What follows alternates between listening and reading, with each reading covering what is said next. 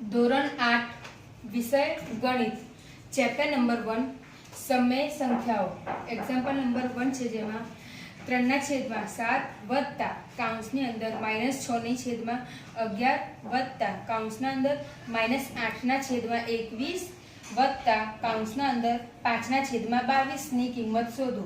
જેમાં સૌપ્રથમ આપણે કરવાનું છે આ છેદવાળાનું આપણે પહેલા લસા કરવાનો છે એટલે કે 7 11 21 અને 22 નો લસા લેતા।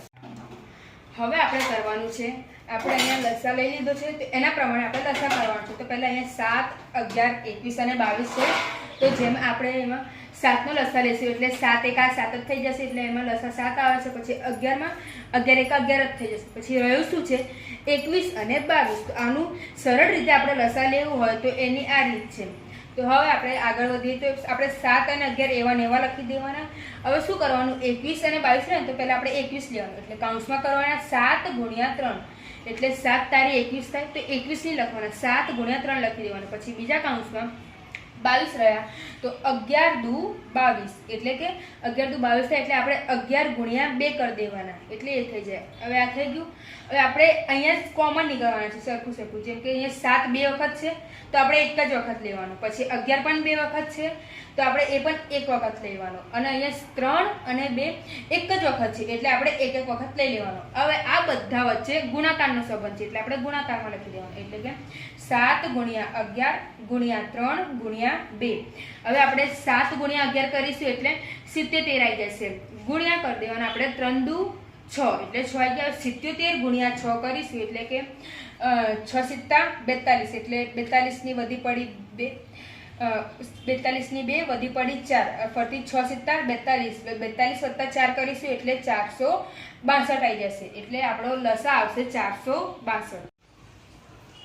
હવે આપણે આગળ જોઈએ આ રકમ છે એક્ઝામ્પલ નંબર 1 ની જેમ આપણે લસા આપણો આવેલો 7 11 21 અને 22 નો લસા લેતા આપણને 462 લસા મેળવેલો હતો। તો જેમાં આપણે નિયમ છે એક આપણે જે આના ઉપરથી જ બને છે 7 ગુણ્યા 11 ગુણ્યા 3 ગુણ્યા 2 આ નિયમ ઉપરથી આપણે આગળનો આખો દાખલો ગણવાનો છે। તો એમાં આપણે સૌપ્રથમ કરીશું આપણે અહીંયા 3/7 છે તો પહેલા અહીંયા આપણે આટલું લેવાનું તો એના નીચે 7 છે તો અહીંયા 7 છે તો આપણે 7 નહીં લેવાના જે છેદનું છે આમાં તો એ નહીં લેવાનું એટલે 7 છે એટલે 7 નહીં લેવાના 7 ભૂલી જવાના એના સિવાયનું બધું ગુણાકારમાં કરી દેવાનું એટલે કે 3 દુ 6 11 6 66 થાય છે એટલે કે 66 થાય છે તો 66 ગુણ્યા 3 કરી દેવાનું કેમ કે આપણે 7 નહીં લેવાના બીજું બધું લઈ લેવાનું એટલે અંશમાં શું હતું 3 એટલે 66 ગુણ્યા 3 કરીશું એટલે કે 3 6 18 8નું 3 6 18 ના 8 વધી પડી 1 ફરીથી 3 6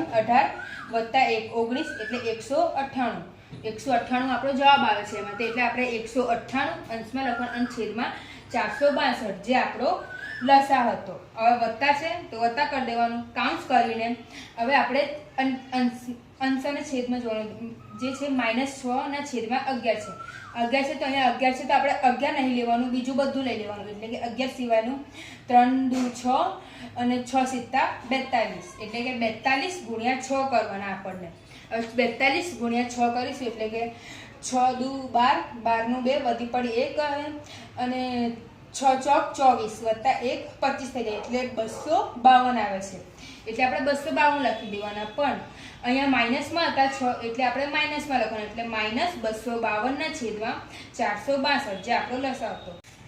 હવે આગળ આ બધું આપણું હવે આપણે પ્લસ કરવાનું પાછું કાઉન્સ કરીને હવે આવે છે -8 ના છેદમાં 21 -8 અંશમાં છે અને 21 છેદમાં છે તો અહીંયા 21 છે તો પણ અહીંયા તો કઈ 21 નહીં પણ આના આપણે ભાગ પાડીને એનો જવાબ લાવવાનો છે એટલે કે 21 કયા ઘડિયામાં આવે એટલે 7 ના ઘડિયામાં આવે 7 તારી 21 તો 21 છે તો 7 અને 3 નહીં લેવાના એટલે 7 અને 3 નહીં લેવાના તો શું રહ્યું 11 અને 2 રહ્યા તો 11 દુ શું થાય 22 થાય એટલે 22 ગુણ્યા 8 કરી દેવાનું। તો આપણે 22 ગુણ્યા 8 કરીશું એટલે કે 8 8 8 દુ 16 એટલે 8 દુ 16 ના 6 વધી પડી 1 ફરીથી 8 8 દુ 16 વત્તા 1 એટલે 17 176 આપણો જવાબ આવ્યો એટલે આપણે 176 લખી દેવાનું પણ અહીંયા 8 માઇનસ હતું એટલે આપણે -176 લખી દેવાના છેદમાં 462 લખી દેવાનું કાઉન્સ પૂરું। પછી ફરીથી પ્લસ હવે 5 ના છેદમાં 22 છે. તો 5 કેવા છે? અંશમાં છે અને 22 છેદમાં છે. તો આપણે અહીંયા 22 આવ્યા તો 22 પણ નહીં, તો આપણે આ જ પ્રમાણે આનું કરવાનું છે. એટલે કે 11 દુ 22 થાય. એટલે કે આપણે 11 અને 2 ને નહીં લેવાનું, 11 અને 2 ને ભૂલી જવાનું. તો આપણે 7 અને 3 લેવાના છે બસ. એટલે 7 તારી 21, એટલે 21 આવ્યા તો આપણે 21 ગુણ્યા 5 કરવાના. એટલે કે 21 ગુણ્યા 5 કરીશું એટલે 5 એકા 5, એટલે 5 લખી દેવાનું. પછી 5 દુ 10, એટલે 10 આ, એટલે 105 આવી જાય છે આનો જવાબ. એટલે આપણે 105 ના છેદમાં 462 કરી દેવાનો. હવે આગળ આપણે અહીંયા આપણો તો આ દાખલો પતી ગયો. હવે આગળ કરવા પહેલા અહીંયા 462 જે આપણો લસા નીકળેલો એ કેટલી વખત છે? 1 2 3 4 વખત છે. તો આપણે શું કરવાનું? બધે સરખું છે છેદમાં, એટલે આપણે એને એક વખત લખી દેવાનું. 462 લખી દીધું એક વખત. હવે જે ઉપરનું જે છે ને અંશનું એ બધું અહીંયા લખી દેવાનું. પણ કેવી રીતે લખવાનું એ જો. અહીંયા 198 કેવા છે? વત્તામાં છે, કશું આગળ ના આવે પ્લસ કહેવાય, એટલે પ્લસ 198. હવે પ્લસ માઇનસ શું થાય? માઇનસ થાય. એટલે માઇનસ 252 લખી દેવાનું. પાછું પ્લસ માઇનસ માઇનસ 176.